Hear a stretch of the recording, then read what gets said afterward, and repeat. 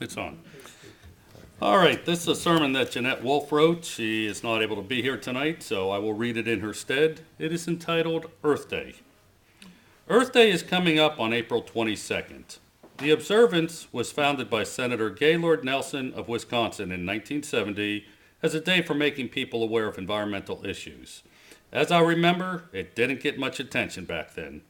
Most of the world regarded Earth Day as something for long-haired radical tree huggers to worry about, and everybody else ignored it. Fortunately, times are changing. As we suffer through oil and water shortages, watch grasslands become shopping centers, and see entire species become extinct, we are beginning to understand that maybe Senator Nelson knew what he was talking about. If we had interpreted our Torah differently 5,000 years ago, we wouldn't have need for an Earth Day to wake us up to our responsibilities. The 26th verse of Genesis, and God said, "Let us make man in our image, after our likeness, and let them have dominion over the fish of the sea, and over the fowl of the air, and over the cattle, and over all the earth, and over every creeping thing that creeps upon the earth." The generally accepted definition of dominion is to have power over something, to have authority to rule. However, where the earth and creatures are concerned, I don't think God just gave us power and authority over it, He also gave us responsibility for it. From the beginning of time, man's attitude towards the earth has been that it was something to be tamed, taken, and used for his benefit. The resources were viewed as endless, and responsibility was not part of the picture. As a result, we now spend billions of dollars every year making the water we polluted fit to drink again. We spend billions more treating disease caused by breathing the air we polluted. Our rainforests cover only 2% of the Earth's surface, yet more than half of all our plant and animal species live in them. A fourth of all modern medicines originated from plant material found in rainforests. Sounds like something we should be taking good care of, doesn't it? Well, we aren't. We are destroying them for wood, grazing, road building, and development at a rate that makes it impossible for them to sustain themselves. If we don't change our habits quickly, our rainforest will soon be gone along with the animals and vegetation in them. Do you think that's what God meant by dominion? Have you noticed how disposable buildings have come? When a commercial building is vacated and sold, it is rare to see the buyer adapt the existing building to his use.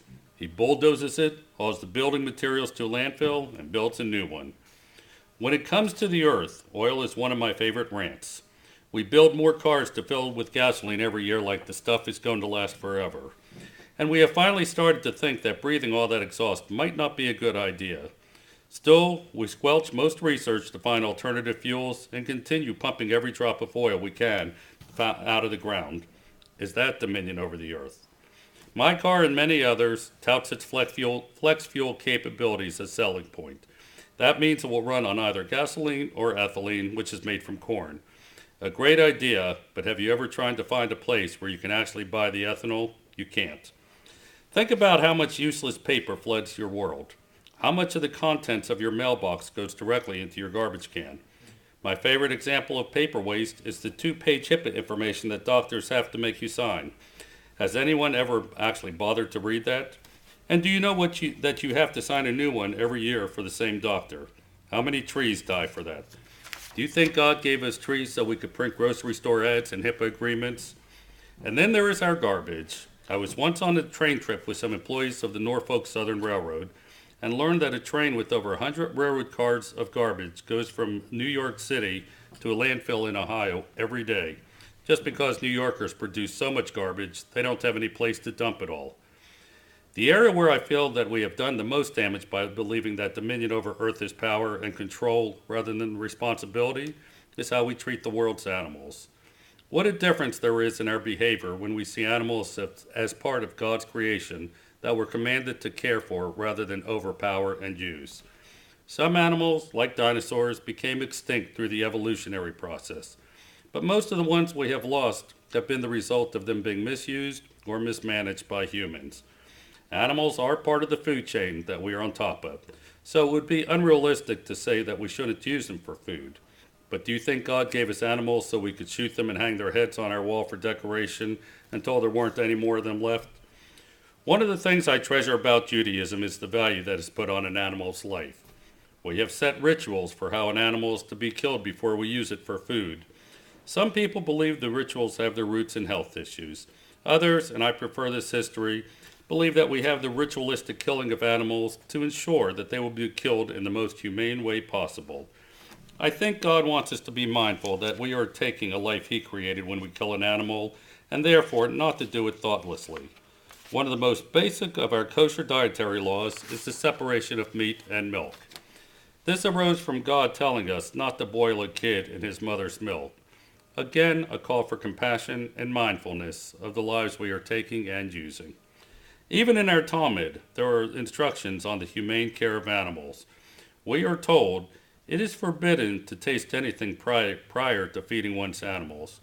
The Talmud also says, whoever is compassionate towards God's creatures is shown compassion by heaven, and whoever is not compassionate towards God's creatures is not shown compassion by heaven. I am on the board of our local no-kill shelter and humane society, and I have been upset to the point of tears more times than I can count at the cruelty some people inflicted on an animal. I can't believe God would condone that as part of a dominion over all the earth. When Earth Day comes, please pause for a few minutes and look at your lifestyle. If there are changes you can make that will help protect our world, please make them, no matter how small they may be. Let's show others by our example that dominion over the earth means that we owe something to the world, not the other way around. That was written by Jeanette, Wolff.